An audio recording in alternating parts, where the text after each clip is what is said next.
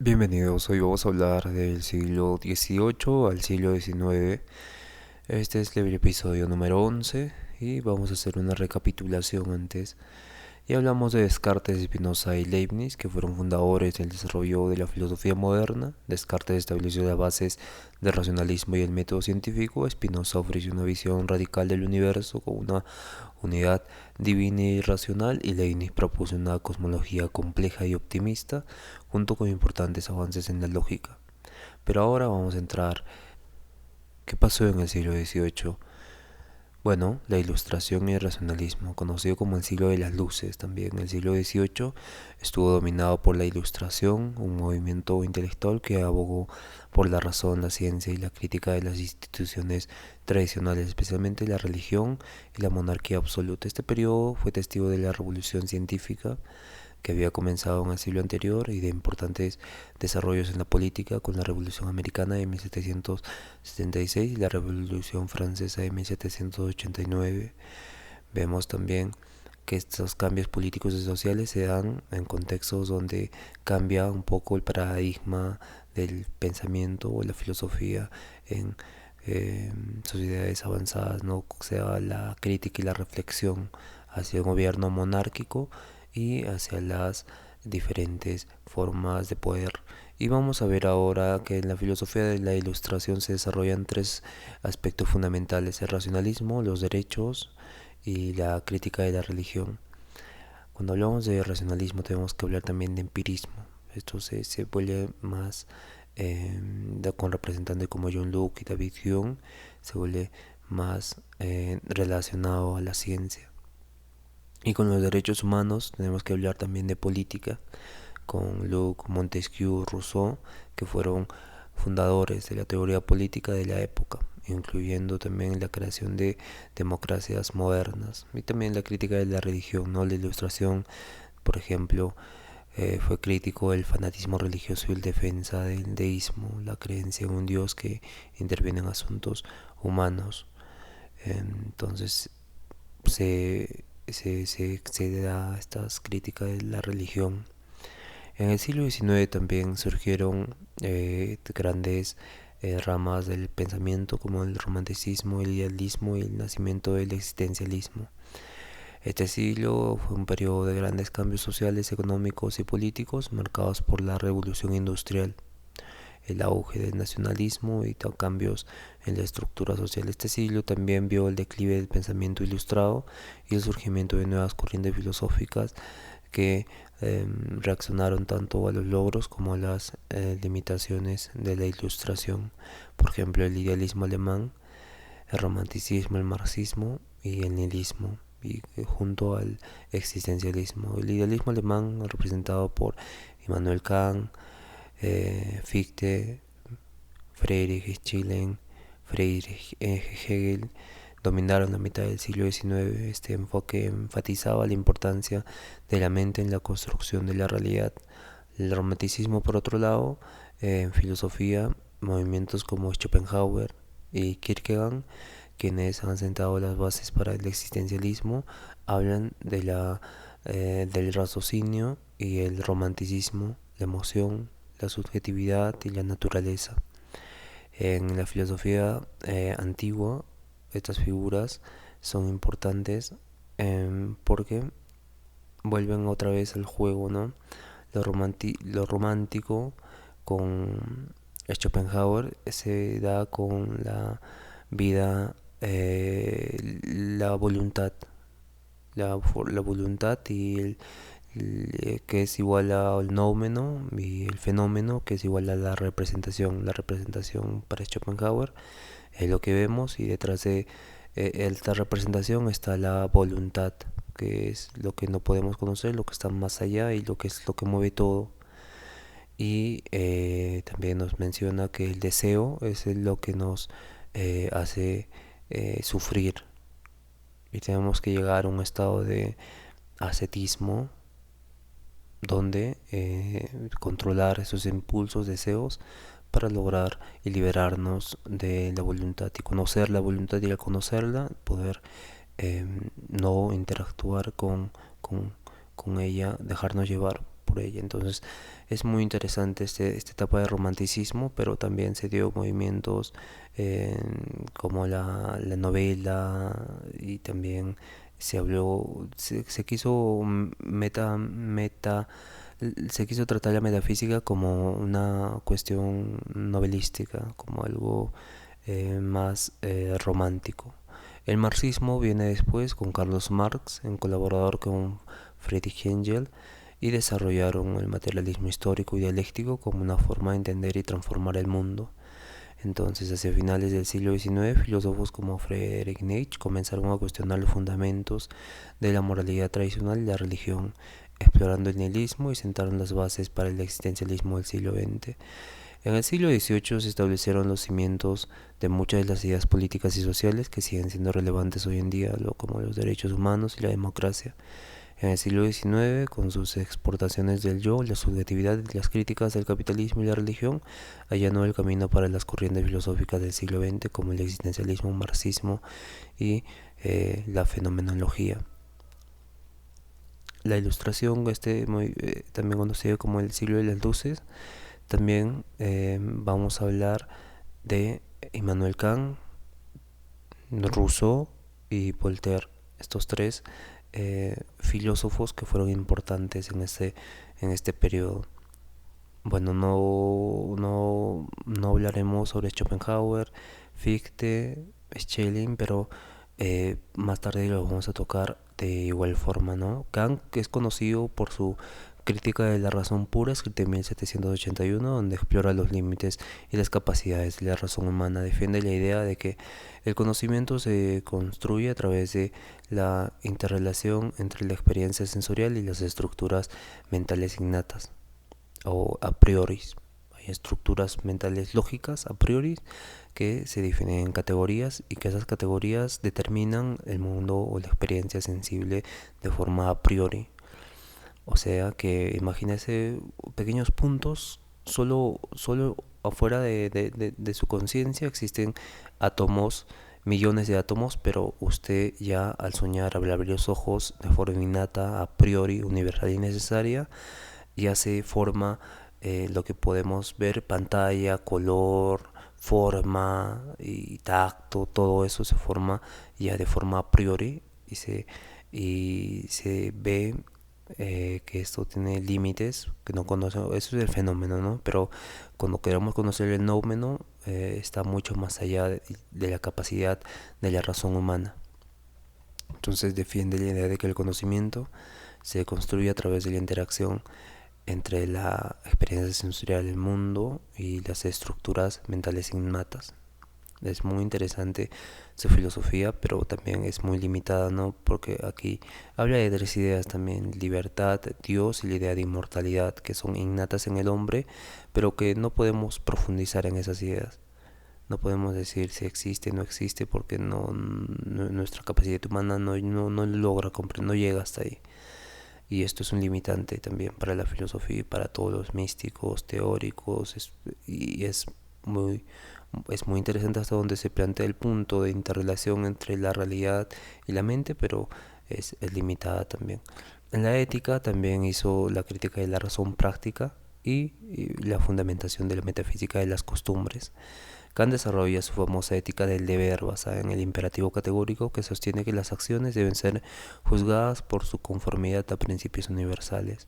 La ilustración y la madurez. Kant ilustra cómo la salida del hombre de su minoría de edad, entendida como la incapacidad de usar la razón sin guía de otro. Y esto es la forma en que Kant menciona que el hombre sigue siendo alguien inmaduro, aunque tenga los años que tenga, ¿no? Y que falta maduración para que nosotros entendamos. Somos para Kant personas no maduras aún, no somos serias aún para Kant. Supongo que lo dice porque en la crítica de la razón pura hay límites que el hombre mismo se pone, ¿no? De conocer la realidad, la verdad última, el nómeno. Y esos límites no son innatos, sino que son aprendidos, pero también están relacionados con aquella capacidad que podemos desarrollar o no podemos desarrollar de conocer el nómeno. Y cuando critica la razón pura, critica a la metafísica tradicional. Y, y esto invita a que a, a su famoso lema, ¿no? Atrévete a saber, aparte de su imperativo categórico, ¿no? Sapere aude. Ese es el lema de que encapsula el espíritu de la ilustración en Kant, atrévete a saber. Y el impacto en la sociedad. Kant influyó profundamente en la ética, la epistemología y la filosofía política, y sus ideas sobre la autonomía y la razón fueron fundamentales para el desarrollo del liberalismo y la noción de derechos humanos en la modernidad. Jacques Rousseau, también de 1712 a 1778, propone ideas clave como el contrato social, la educación, la crítica a la civilización.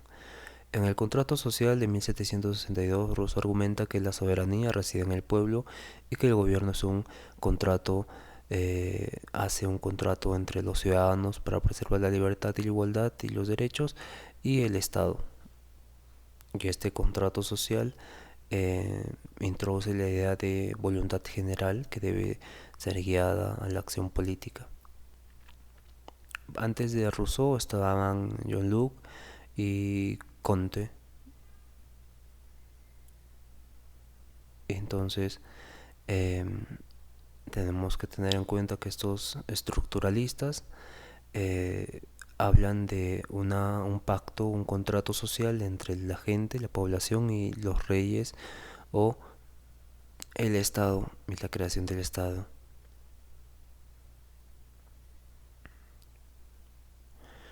Bien, no es Comte. Vamos a pasar ahora a su libro Emilio o de la educación de 1761, donde representa la visión de la educación como un proceso que debe respetar la naturaleza del niño y fomentar su desarrollo autónomo. Rousseau critica la corrupción de la sociedad moderna en obras como El discurso sobre el origen y los fundamentos de la desigualdad entre los hombres. Este libro es muy interesante y muestra cómo se da. Acá hay una diferencia, pone el amor propio y el amor a sí mismo, y las sociedades crean el amor propio y se olvidan del amor a sí mismo, y eso hace que se compare las personas y que cree un conflicto cuando hablamos de desigualdad. Entonces menciona también que la civilización ha corrompido la bondad natural del hombre, y esta sociedad moderna corrompe al hombre. El hombre es alguien bueno por estado de naturaleza y la sociedad lo corrompe. Estas ideas de Rousseau influyeron en la Revolución Francesa y en el desarrollo de la teoría democrática moderna. Su énfasis en la educación y la igualdad social también inspiró en movimientos pedagógicos y sociales en los siglos posteriores. Es muy interesante estudiar a Rousseau.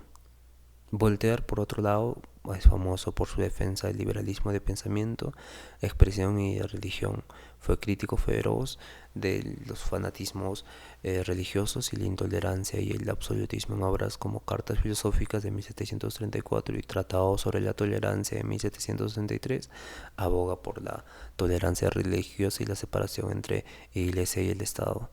En su famosa novela Cándido o El optimista, Voltaire satiriza el optimismo filosófico de Leibniz, cuestionando la idea de que vivimos en el mejor de los mundos posibles. Voltaire promovió el racionalismo y también creía en la ciencia como herramienta para mejorar la condición humana, combatiendo la superstición y la ignorancia. Voltaire fue un defensor clave en la defensa de derechos civiles y las libertades individuales, y su crítica al poder y su promoción de la tolerancia influyeron en la secularización de las sociedades occidentales y en el desarrollo del pensamiento liberal.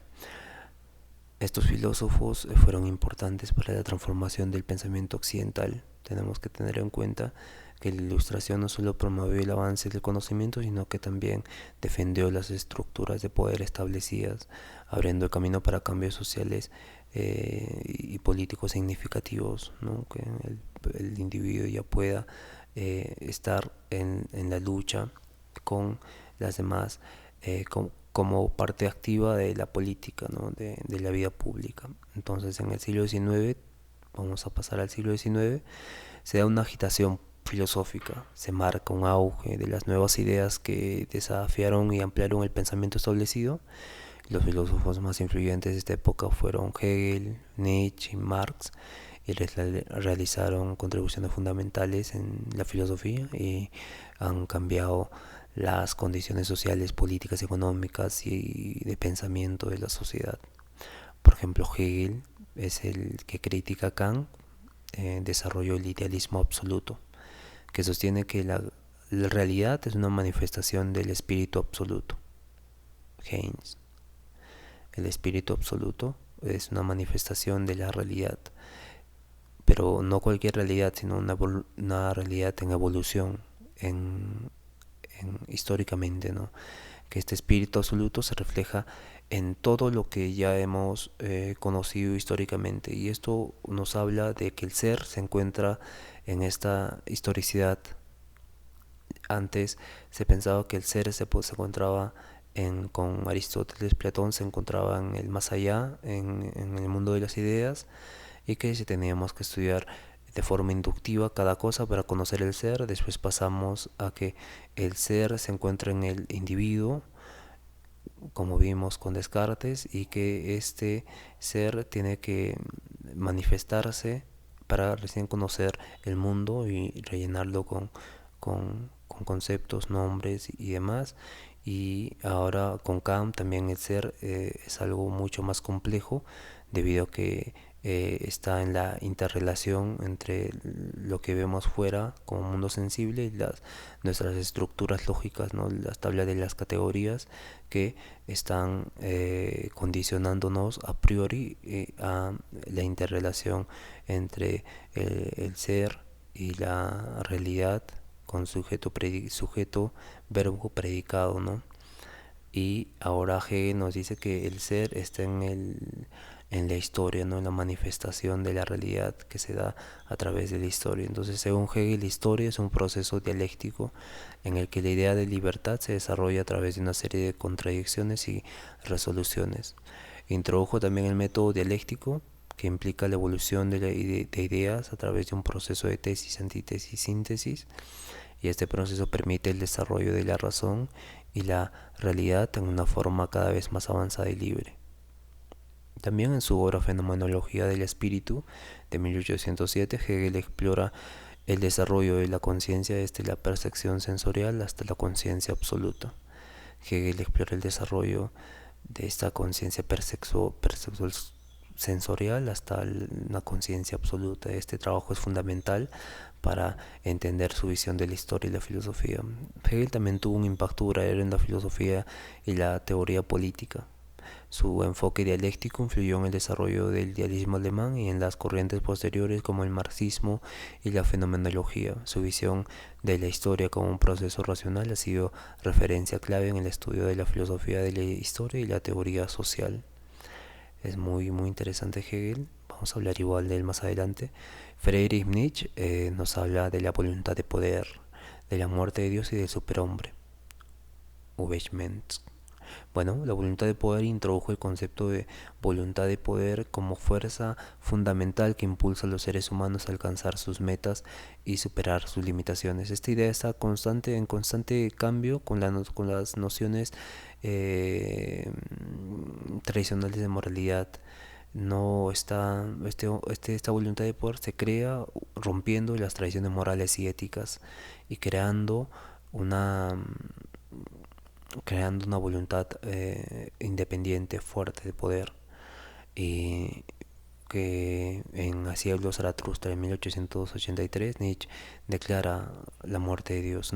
Es una metáfora para la declinación de las creencias tradicionales en la era moderna. Ya no se busca un justificante para la realidad de uno, sino que se crea una responsabilidad personal, esta voluntad de poder, para que el hombre pueda crear al superhombre, y esto lleva a la necesidad de crear nuevos valores, significados en un mundo sin fundamentos absolutos. Y último, propone el concepto de superhombre como un ideal de individuo que trasciende las limitaciones de la moralidad convencional y crea sus propios valores. Este ideal es una respuesta a la crisis de los valores y al nihilismo, ¿no? Entonces tuvo influencia profunda para el existencialismo, el posmodernismo y la teoría crítica. Su crítica a la tradición, su crítica a la tradición, a la moral y su exploración del nihilismo influyeron en una variedad de campos, desde la filosofía, la psicología hasta el arte y la literatura. Carlos Marx, por otro lado, de 1818, desarrolló el materialismo histórico, una teoría que sostiene que la estructura económica de una sociedad determina sus relaciones sociales, políticas e ideológicas. En su obra, El Manifiesto Comunista y el Capital, examina cómo el capitalismo produce desigualdades y alienación. Este capitalismo produce eso. Y Marx argumenta que la historia de la humanidad es la lucha de clases, en la que las clases oprimidas luchan contra las clases dominantes. Cree que el conflicto entre la burguesía capitalista y el proletariado trabajadores llevará eventualmente a la revolución y al establecimiento de una sociedad comunista. En muchos manuscritos económicos y filosóficos de 1844 explora el concepto de alienación en el que los trabajadores se sienten separados de los productos de su trabajo, de sí mismos y de los demás, y se vuelven máquinas debido a las condiciones del capitalismo, no se vuelven, dejan de ser humanos, por así decirlo, se alinean con el trabajo y no hay una diferencia entre ellos y, por ejemplo, un robot, una máquina. Y esta lucha de clases, trabajadores y capitalistas, tiene un impacto en la filosofía, donde a veces se convierte en una corriente que influyó en países como Venezuela, Cuba, Rusia, y la política también está incluida, así como la economía y la teoría social. Su análisis del capitalismo y su teoría de la lucha de clases fue fundamental para el desarrollo de movimientos políticos y sociales que buscan la reforma y la revolución, la lucha de clases, la igualdad. Y ahora se puede ver que en la actualidad con la IA es un poco más, es compleja analizar a Carlos Marx en la época actual, porque la IA, la tecnología, se vuelve como una ayuda, ¿no? Pero también se quita empleos, entonces habría una lucha de clases entre la cuestión tecnológica y los trabajadores que pierden su capacidad para producir. Vemos también, llegamos al final de este episodio y vemos que cada uno desafiaron visiones previas y promovieron nuevas perspectivas que continuaron influyendo en la filosofía y en el pensamiento contemporáneo. Llegamos al episodio final y nos vemos en el siguiente episodio, que es la filosofía del siglo XX. Va a ser muy interesante estudiar la filosofía del siglo XX y nos vemos en el próximo episodio. Cuídense mucho y hasta la siguiente.